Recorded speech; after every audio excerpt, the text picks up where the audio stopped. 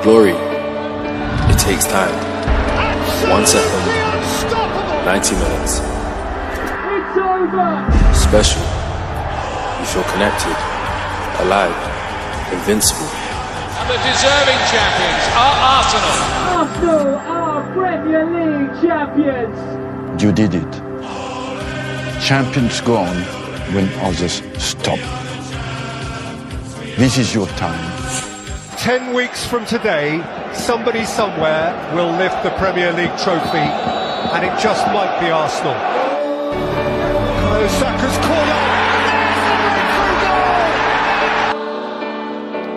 እግር ኳስ ማለት ጊዜ፣ እግር ኳስ ማለት ትዝታ ነው። አንዲት ተአምራዊ የድል ቀን ትመጣለች ብለው የቃተቱ የተነሱ የወደቁ በታማኝነት የተከተሉ ከቡድናቸው ምላሽ ባያገኙም በፍቅር የጸኑ ደጋፊዎች ትዝታ ነው። ሕይወት እየተቀየረ እድሜ እየገፋ በተቃራኒዎች እንደሞኝ እየተቆጠሩ እየተሰደቡ ልባቸው ደግሞ ደጋግሞ እየተሰበረ የድል መምጫውን ቀን ሳያውቁ በተጋድሎ የዘለቁ ደጋፊዎች ሕይወት ትዝታ ነው። የአርሰናል የ22 ዓመት ጥበቃ ተፈጸመ። ይህ ሲሆን ግን በታማኝ ደጋፊዎች ጉዞ ውስጥ ስንትስ ነገር አለፈ። አርሰናልን መደገፍ በደረቅ አፈር ላይ አንዲት መቼ እንደምታፈራ የማይታወቅ ዛፍ ተክሎ በከንቱ ውሃ ማጠጣት ነው ብለው ተቃራኒዎቻቸው ገለጿቸው። እንዲህ አይነት አባባሎች 22 ዓመት የመድፉን ደጋፊዎች አሳድዷቸው። የሁል ጊዜ አጃቢ ሚዜዎች ሙሽርነት ላይ የሚሽኮረመሙ የድል ቀናቸው ላይ ስንቅና ትጥቅ የሚፈቱ ሁሌ ቀጣይ ዓመት ኔትፍሊክስ ብዙ ተባሉ።